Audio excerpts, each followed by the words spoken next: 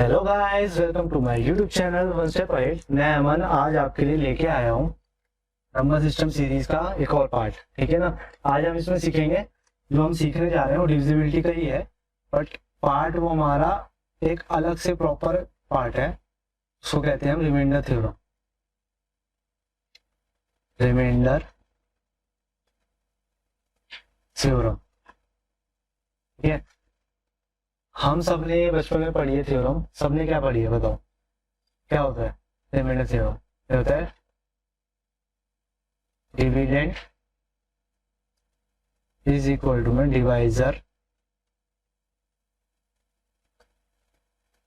Multiplied by quotient plus remainder. अब इसमें हमें क्या सीखना है? हमें तो अब इस तरीके से बार बार करना पड़ेगा नहीं, जो बचपन में हम तरीका करते थे इससे नहीं करना। अब हमारे को अपने मेथड फास्ट करने पड़ेंगे, ठीक है ना। फास्ट करने पड़ेंगे ताकि टाइम कंज्यूमिंग हमारा कम हो, टाइम कंज्यूम हमारा कम हो। ठीक है, इसके लिए हमें फास्ट करने के लिए बेसिक यही है, चलता सब इसी पे है, पर इसको आपको काफी चीजें दिमाग में करनी पड़ेगी। दिमाग में के लिए आपको इन चीजों को बहुत अच्छे से ग्रैब करना पड़ेगा, और क्या क्या फर्क पड़ता है चीजों पे आपको वो देखना पड़ेगा। ठीक है। दूसरा, आपको ये चीज पता होनी चाहिए, जो डिवाइजर होता है ना, डिवाइजर होता है वो हमेशा रिमाइंडर से बड़ा होता है, छोटा होता है। चलो वो आगे हम अभी देखते हैं, ठीक है ना। अब आगे देखो क्या बताता हूँ मेरे को बताना क्या है, डिवाइजर होता क्या है हमें बताना क्या था। सॉरी, मैं बताता हूँ। हमें बताना था कि जो डिवाइजर है ना हमारा, ये डिविडेंड है। जो डिविडेंड है वो कैसे रिएक्ट करता है डिवाइजर के चेंज होने पे या किसी भी चेंज होने पे। जैसे क्वेश्चन है, मान लो हमारा क्वेश्चन से देखो, ये नंबर है, डिवाइजर है और ये रिमाइंडर है। ओके, इतना समझो अभी तो। एक नंबर है n, हमने माना एक नंबर है n, उसको डिवाइड करा हमने 120 से, ठीक है। तो रिमाइंडर आया 28। अब हमने n स्क्वायर को डिवाइड करा 24 से, तो रिमाइंडर बताना है हमें। ठीक है, ये क्वेश्चन मार्क है हमारा। तो देखो इसका तरीका क्या है, इसको क्या तरीका है। देखो पहली बात तो आपको ये समझनी है, जब तक n के बारे में कुछ स्पेसिफाई ना किया गया हो, ठीक है, तब तक हमें ये देखना है, तब तक हमें ये देखना है कि हमारा जो ये डिवाइजर है, जो पुराना डिवाइजर था और जो नया डिवाइजर है उसमें कोई रिलेशन है। मतलब कोई पुराना, जो पुराना डिवाइजर है और जो नया डिवाइजर है वो कोई आपस में फैक्टर या कुछ है। तो देखो 120 का फैक्टर है 24, दिख रहा है। ये बात समझ आ गई। ऐसे ही रिमाइंडर देखो, तो रिमाइंडर में भी वही चीज चलेगी। बताऊंगा क्यों, उसको बाबा पूरा कंफर्म करके बताऊंगा क्यों। देखो जैसे कि ये कितना फैक्टर डाउन हुआ, 24 हुआ। अब 24 से हमें डिवाइड करना है किसको, 28 के स्क्वायर को। अगर रिमाइंडर हमें निकालना है तो क्योंकि नंबर हमारा स्क्वायर हुआ है ना, इसलिए रिमाइंडर भी स्क्वायर हो जाएगा। 28 का स्क्वायर अपॉन में 24, जो भी अब इसको रिमाइंडर आएगा वो हमारा आंसर होगा। कर लेते हैं। 28 का स्क्वायर कितना होता है, 784। 24 से जाएगा 24 3 72 64, ठीक है। 24 दूनी 48, 16 रिमाइंडर आ गया। ये हमारा रिमाइंडर है। ये बात समझ आई, यहाँ तक समझ आ। अब ये होता क्यों है ये चीज भी समझ लो।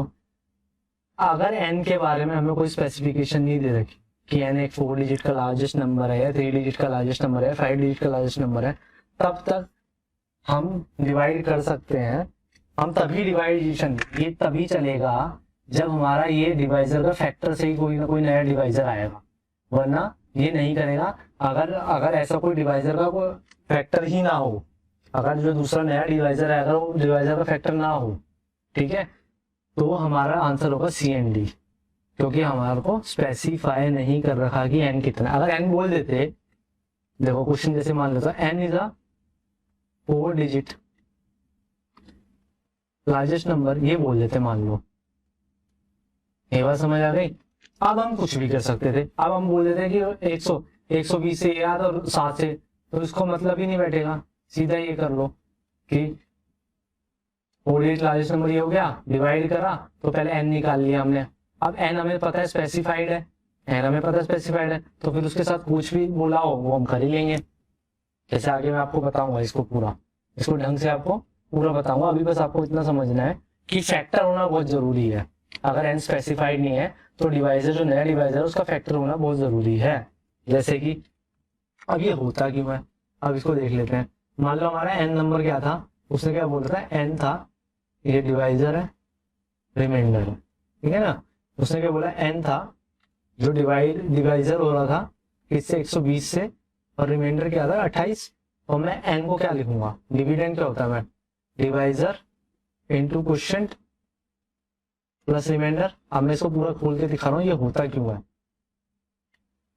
ये बात समझ आई। आप देखो 120 इंटू क्यू मान लू मैं, रिमाइंडर हो गया मेरा 28, क्वेश्चन को क्यू मान लिया, ठीक है ना। अब ये नंबर है, अब इसका स्क्वायर कर लो भाई, ये बात समझ आई। अब ए स्क्वायर प्लस बी स्क्वायर कैसे खुलेगा, क्योंकि एन स्क्वायर क्या होगा, यही होगा।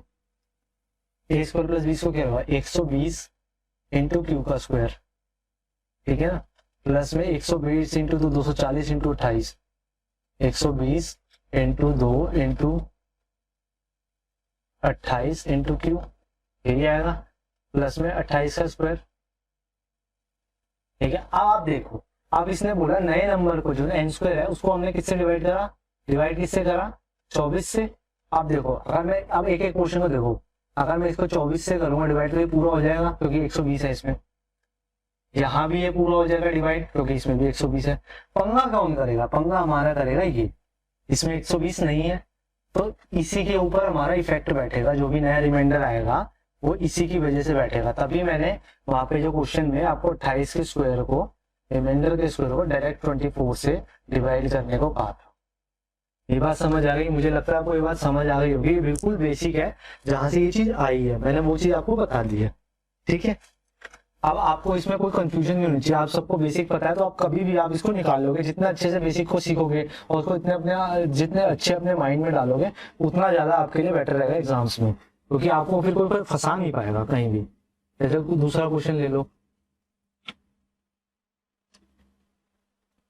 ठीक है, मैं बोलता हूँ कि एक n नंबर है जिसको हमने 200 से डिवाइड करा तो रिमाइंडर आया हमारा 17। ऐसी सेम है n क्यूब को हमने किससे 20 से करा, देखो फैक्टर है ना, 20 फैक्टर हो रहा है, फैक्टर डाउन हो रहा है, तो हम इसको क्या करेंगे, अगर रिमाइंडर निकालना है 17 क्यूब को 20 से करेंगे, अगर रिमाइंडर निकालना है तो। ये बात समझ आई। 17 क्यूब पता है किसी को, बताओ। 17 का क्यूब होता है 4913, ठीक है, अपॉन 20 करो, 20 40 480 500, तो रिमाइंडर कितना आएगा 13। ये बात समझ आ गई। अब देखो जी, अब कुछ आपके लिए छोटी सी इंफॉर्मेशन है, ये इंफॉर्मेशन है जो आपको पता होना चाहिए। मैं तो यही कहूंगा कि पता है तो बहुत अच्छी बात है, कभी कार पूछ ली जाती है कहीं ना कहीं, फिर हम सोचते हैं पता नहीं क्वेश्चन कहाँ से आ गया। तो वही है ना, नंबर सिस्टम में बहुत सारी इंफॉर्मेशन हैं प्राइम नंबर के बारे में,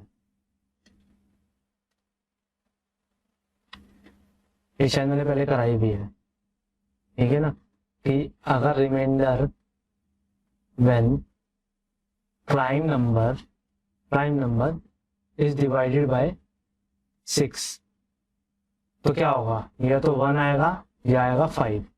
क्यों, इसका रीजन भी समझ लो, क्योंकि जो प्राइम नंबर होते हैं ना, पी जो होते हैं वो हमेशा 6n प्लस माइनस 1 के ऊपर लिखे जाते, समझ आ रहे हो। जैसे कोई भी प्राइम नंबर ले लो, मैंने 7 लिया, 6n की पावर 1 हो गया, n मतलब n की वैल्यू 1 हो गई, 2 लोगे तो 6 2 12 प्लस 1 13, ठीक है ना, 3 लोगे 6 3 18, ठीक है ना, माइनस 1 17 हो गया। ये बात समझ आई। तो हमेशा जो प्राइम नंबर होते हैं वो इस फॉर्म में होते हैं, तो इसी वजह से या तो वो 1 देंगे, 6 से डिवाइड में 5 देंगे, ये चीज है। अगर मान लो 17 है, इसको 6 से डिवाइड करूंगा तो रिमाइंडर क्या आएगा 5, क्योंकि 6 2 12 और 5 बचेगा, ठीक है। और जैसे 13 है, अगर मैं इसको 6 से डिवाइड करता हूँ तो रिमाइंडर क्या है हमारा 1, आप समझ आया कि 1 और 5 में आ रहा है, ये आपको बहुत इंपॉर्टेंट इन्फॉर्मेशन है, आपको याद रखनी पड़ेगी। दूसरी चीज अगला पेज ले लेते हैं जी। दूसरी चीज क्या है, देखो कि reminder when p square is divided by 6 is always 1। ठीक है, और ऑप्शन देख लो, when p square is divided by 12 ले लो, उसके फैक्टर से भी अगर डिवाइड होंगे या मल्टीपल से भी डिवाइड होगा तो बात सेम ही पड़ेगी। ठीक है ना, p स्क्वायर अबाउट 24 भी 1 ही होगा। करके देख लो, नहीं समझ आता करके देखो। p स्क्वायर 49, 7 लेता हूँ, अगर p हमारा 7 है तो p स्क्वायर 49 बाय 6 48, रिमाइंडर 1। ठीक है, अब इसको ले लो, फिर ले लो भाई, p स्क्वायर करा 49 ले लिया, फिर दोबारा p अगर 7 लिया तो p अगर हमने 7 लिया, ठीक है, p हमने 7 लिया तो फिर 49 बाय 12 आएगा, ये भी रिमाइंडर 1। फिर ले लो, ये बात समझ आ गई। आगे आप देखो, क्वेश्चन है, मतलब वही एक और आपका लर्निंग है, क्वेश्चन नहीं कहूंगा, लर्निंग है एक तरह की। लर्निंग क्या है, when p and p plus 2 both prime, जब बोथ प्राइम होते हैं तो मैंने बताया था क्या होते हैं, इनको ट्विन प्राइम भी कहा जाता है, जिनके बीच में डिफरेंस 2 होता है, प्राइम। ठीक है, रिमाइंडर बताना है जब वो 9 से डिवाइड होंगे, मतलब remainder when p plus 2 is divided by 9। अब इसका कौन सबसे छोटा एग्जांपल, p ले लो हमारा क्या 3, तो p प्लस 2 क्या होगा 5। ठीक है, अब ले लो 5 3 is 15 बाय 9, रिमाइंडर क्या आया 6, रिमाइंडर क्या आया 6। इसको ऐसे डिनोट करते हैं ना, ये चीज समझ आई। ऐसे कुछ और भी ले लो, कोई और भी देख लो। चलो जी आगे देख लेते हैं, 7 11 13 ले लेते हैं, 11 इंटू 13 अपॉन 9, 11 13 143 अपॉन 9, तो 9 वन जा 9 53, 9 वन जा 9 53, बताओ भाई 9 5 जा 45, कितना आया 8, रिमाइंडर आ गया 8। ठीक है, इसमें जो कंडीशन है ना, p should be greater than 3, ये है, ये चीज आपको पता होनी चाहिए। ठीक है, आगे चलते हैं, थोड़ी सी प्राइम नंबर की इंफॉर्मेशन। 1 to 50 हमारे कितने प्राइम है, 15 प्राइम। ओके, एंड 50 to 100 कितने प्राइम है हमारे 10, तो टोटल कितने हैं 1 to 100 25 प्राइम। बहुत इंपॉर्टेंट इंफॉर्मेशन है ये, आपको पता होना चाहिए। अब प्राइम नंबर का यूनिट डिजिट, प्राइम नंबर के यूनिट डिजिट क्या क्या हो सकता है, अगर कोई नंबर प्राइम है तो उसका यूनिट डिजिट क्या क्या हो सकता है, प्राइम नंबर का यूनिट डिजिट क्या क्या हो सकता है, बताओ। या तो 2 हो सकता है, कभी 2 अपने आप में प्राइम है, 5 हो सकता है, हाँ हो सकता है भाई, ये दोनों तो अपने आप में प्राइम है, 3 हो सकता है, 9 हो सकता है, 7 हो सकता है, 11 हो सकता है, ये सारे यूनिट है। क्या क्या नहीं हो सकते, नॉट पॉसिबल केस में सबको पता है 2 तो हो ही नहीं सकता भाई, ना 0 हो सकता, ना 2 हो सकता, ना 4 हो सकता, ना 6 हो सकता, ना 8 हो सकता, क्योंकि ये 2 से डिवाइड हो ही जाएंगे। ये सारे यूनिट डिजिट पॉसिबल है, ये बात समझ आ रही है, ये सारे यूनिट डिजिट हमारे पॉसिबल है, ये नहीं है, ये सब यूनिट डिजिट हो सकते हैं, ये समझ आ गया। अब जैसे क्वेश्चन आया है, जैसे एक छोटा सा क्वेश्चन ले लो, बहुत छोटा सा क्वेश्चन है, find number of zeros in product of first 25 prime number. Question बन गया ना छोटा सा,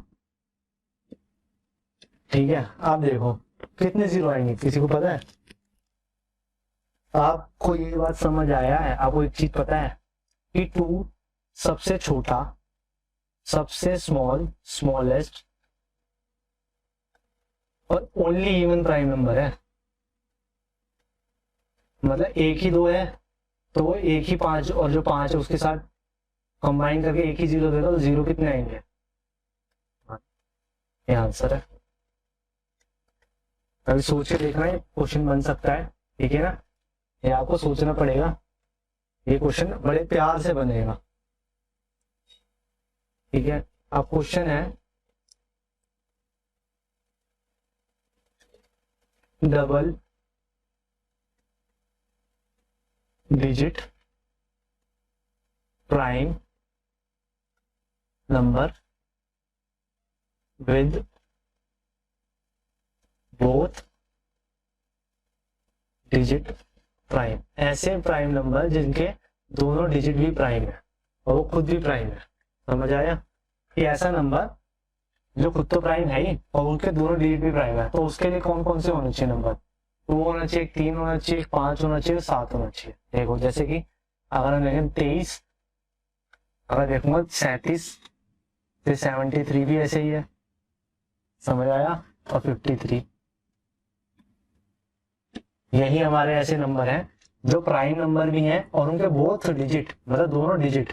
देखो 3 भी प्राइम है, 7 भी प्राइम है, 7 भी प्राइम है, 3 भी, 7 भी और 5 भी प्राइम है, 3 भी प्राइम है, 2 भी प्राइम है, ये भी प्राइम है। ठीक है ना? ये बात समझ आ गई? वो भी प्राइम है। तो समझ आ गया? चलो अब आगे चलते हैं हम। अब ना आप रिमाइंडर थ्योरम पे वापस आते हैं जी। रिमाइंडर थ्योरम क्या कहती है जी? और लर्निंग रिमाइंडर थ्योरम की, ठीक है जी। रिमाइंडर थ्योरम हमारी क्या कहते हैं? देखो जी, क्वेश्चन है, क्वेश्चन से सीखेंगे। एक नंबर n है जिसको डिवाइजर होगा कुछ और रिमाइंडर कुछ होगा। आगे बताते हैं। ठीक है, एक नंबर n है जिसका डिवाइजर 170 है, तो उसका रिमाइंडर 19 था। मतलब एक नंबर n है, जब उसको डिवाइड करा 170 से तो रिमाइंडर आया 19। ठीक है, फिर n को 17 से डिवाइड करने पे क्या आएगा जी? आप बताओ, रिमाइंडर क्या आएगा? ये पूछा हुआ है। तो इसको कैसे होगा? 17 से डिवाइड करें तो सीधा 19 को हम 17, क्योंकि देखो यहाँ पे कोई और चीज तो होने, एन हुआ है, एन स्क्वायर तो होने, इसलिए 19 का स्क्वायर नहीं हुआ। ठीक है ना? तो रिमाइंडर कितना आएगा? 2। जो यहाँ ऑपरेशन होगा वही हमें रिमाइंडर के साथ ऑपरेशन करके डिवाइड करना होता है। ये बात आपको पता होनी चाहिए। स्क्वायर हुआ, डिवाइड हुआ, 10 से कुछ भी हुआ होगा। ये बात समझ आई? अब आगे चलते हैं हम। आगे हमें क्या सीखना है वो देखते हैं। आगे अभी हमारे रिमाइंडर थ्योरम ही चलेगी। देखो क्वेश्चन है कि एक नंबर n है जिसका डिवाइजर, जिसको डिवाइड कर रहा हूँ, रिमाइंडर अभी बताते हैं। ठीक है ना? एक नंबर n है जिसको 240 से डिवाइड करा और 37 हमारा रिमाइंडर है। ये बात समझ आई? अब दूसरा n है, अब इसमें हमें डिवाइजर बताना है भाई साहब। अब ये क्वेश्चन अलग हो गया जी, इसको 2a डाल दो, रिमाइंडर थ्योरम 2a। ठीक है, अब इसमें डिवाइजर बताना है जी हमें। ठीक है, और रिमाइंडर वो क्या दे रहा है? 7। ठीक है, अगर आपको ये पता है, अगर आप लोगों को ये बात पता है कि अगर कोई चीज 7 रिमाइंडर दे रही है, ठीक है, मतलब जैसे अभी हमने पिछले क्वेश्चंस में करा कि जब हमें को डिवाइजर दिया होता है, हमें ये तो पता है कि ये फैक्टर ही होगा, इसका कुछ ना कुछ फैक्टर होगा, ये हमें नहीं पता क्या फैक्टर होगा। ठीक है, ये बात समझ आ गई? पर दूसरी बात आपको ये चीज पता है कि जब भी ये 7 रिमाइंडर देगा, 7 रिमाइंडर देगा, तो इसका मतलब क्या है? जो लास्ट वाली डिजिट जिसकी वजह से रिमाइंडर आया ना, उससे ये 7 छोटा था, उससे ये 7 छोटा था ये नंबर, और ये इसका फैक्टर भी होगा। ये चीज भी समझ आनी चाहिए अब। ठीक है, तो इसका क्या होगा? तो 7 छोटा, तो सबसे बड़ा नंबर ऐसे क्या होगा? 37 माइनस 7 मतलब 30। अगर अगर इसको 30 से करेंगे तो ये 7 फैक्टर दे देंगे बड़े प्यार से। ठीक है, और कौन कौन से नंबर ऐसे हो सकते हैं? इसके फैक्टर, सारे फैक्टर, 15, ठीक है, 10 भी हो सकता है।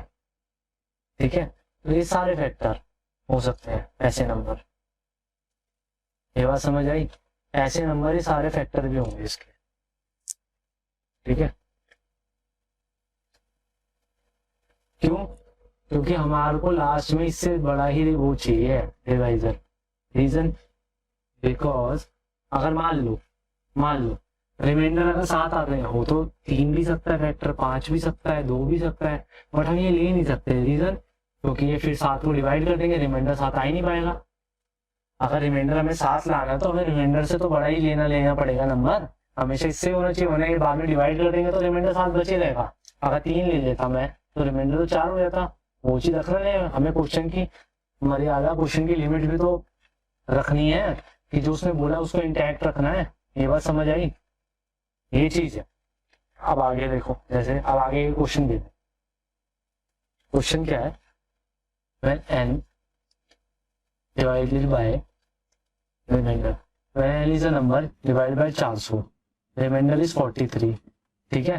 when n divided by x, the remainder is 3। अब हमें ये पता करना है कि ये नंबर क्या होगा, तो ये 43 माइनस 3 करेंगे तो 40 होगा। अब 40 के सारे फैक्टर जो 3 से बड़े हैं वो लेने पड़ेंगे हमें, ठीक है ना। वो सारी वैल्यूज पॉसिबल है इसकी, ठीक है ना। 40 से के सारे फैक्टर, 40 का फैक्टर 2 भी होगा, 5 भी होगा, 8 भी होगा, तो 2 और 5 हटा दो, बाकी सारे ले लो। 8 ले लो, 10 ले लो, ठीक है ना, 20 ले लो, फिर 40 भी है। ये बात समझ आ गई? इस क्वेश्चन में यही था, ठीक है। दूसरा देखो टाइप, ठीक है। क्वेश्चन, n एक नंबर है, डिवाइड करा, रिमाइंडर कुछ हुआ होगा, n 200 है, n एक नंबर 200 से डिवाइड करा तो रिमाइंडर आया 17, ठीक है। फिर उसी नंबर को x से डिवाइड करा तो रिमाइंडर आया 7। अब इससे कैसे पता लगेगा जी? भाई ले लो, 17 और 7 का डिफरेंस 10 आया, 10 या उसके फैक्टर जो 7 से बड़े हो, तो 10 का फैक्टर एक है तो ओनली 10 ही आंसर है, only one answer, only one ही है।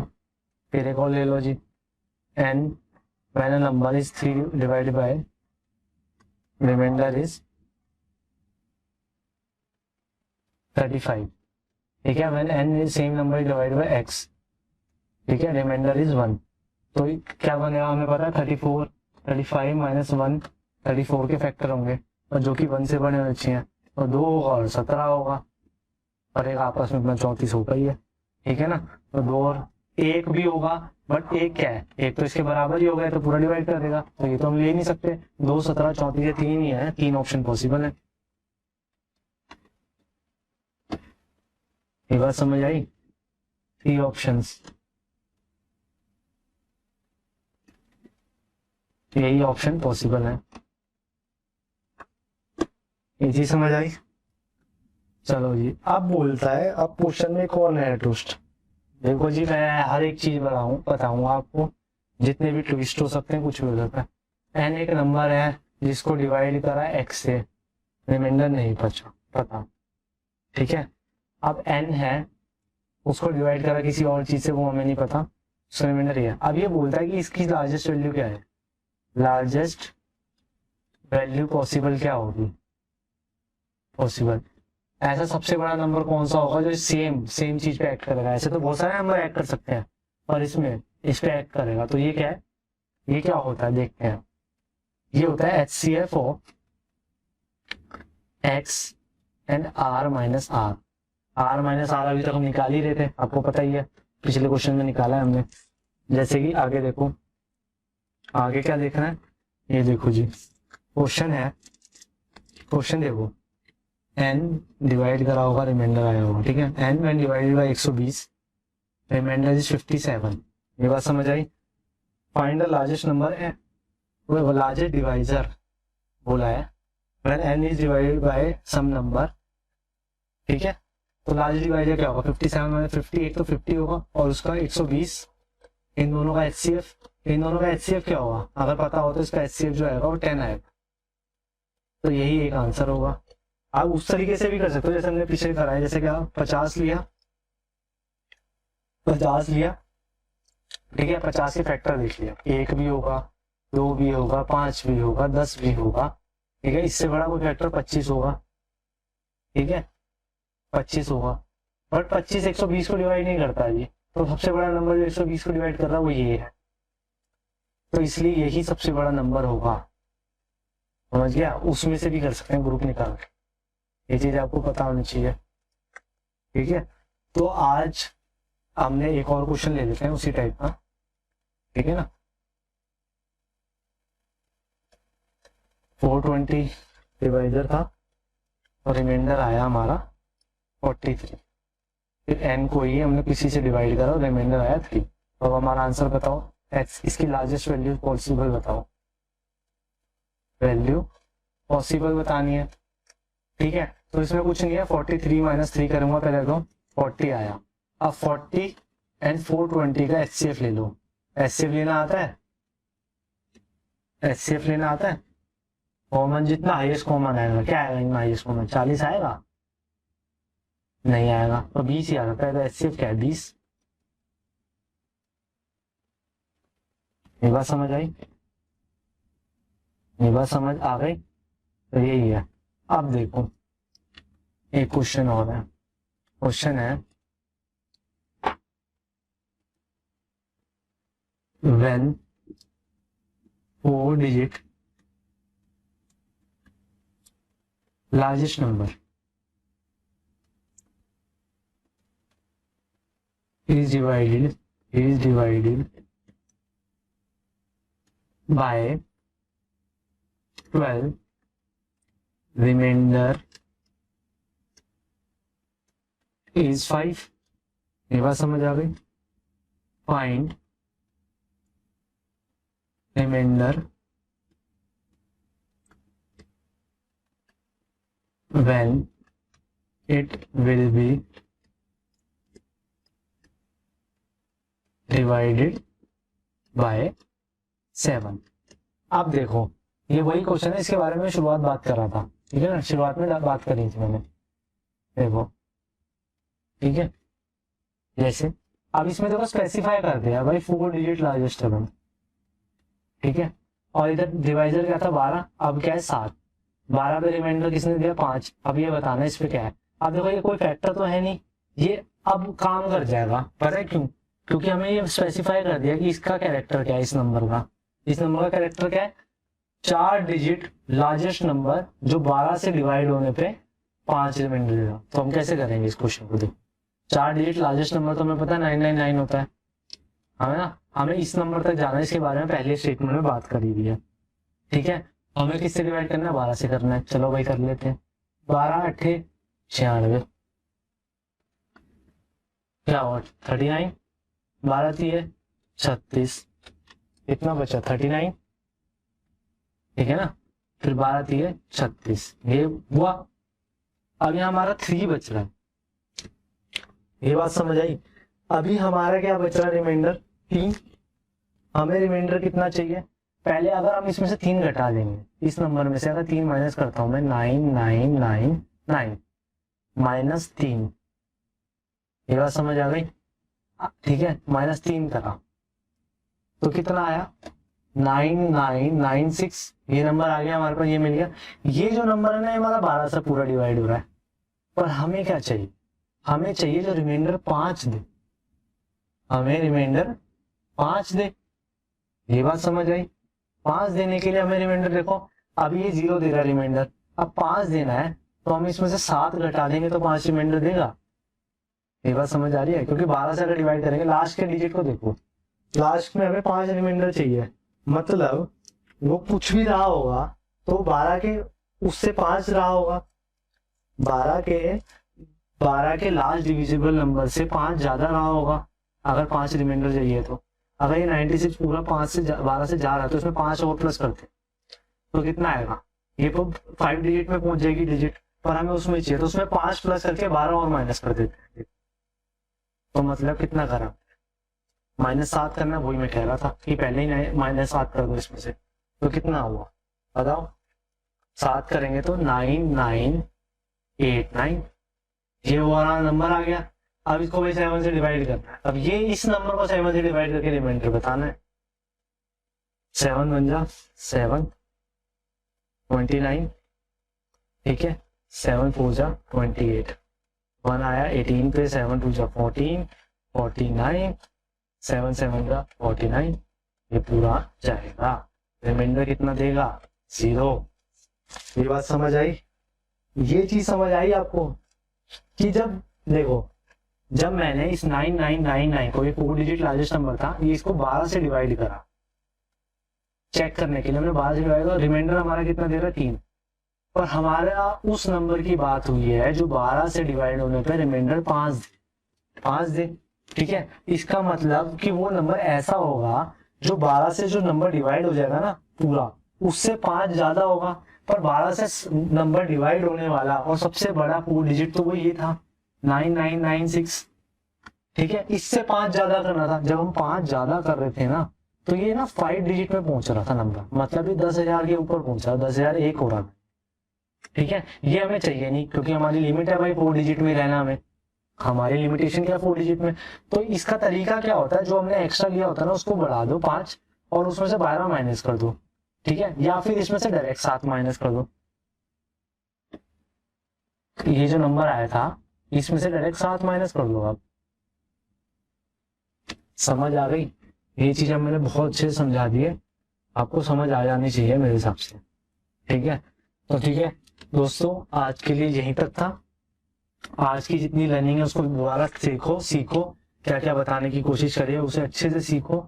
ये बहुत ज्यादा पूछे जा रहे हैं, ये क्वेश्चन, इस टाइप के क्वेश्चन इन है आजकल सीजीएल में बहुत ज्यादा पूछे जा रहे हैं।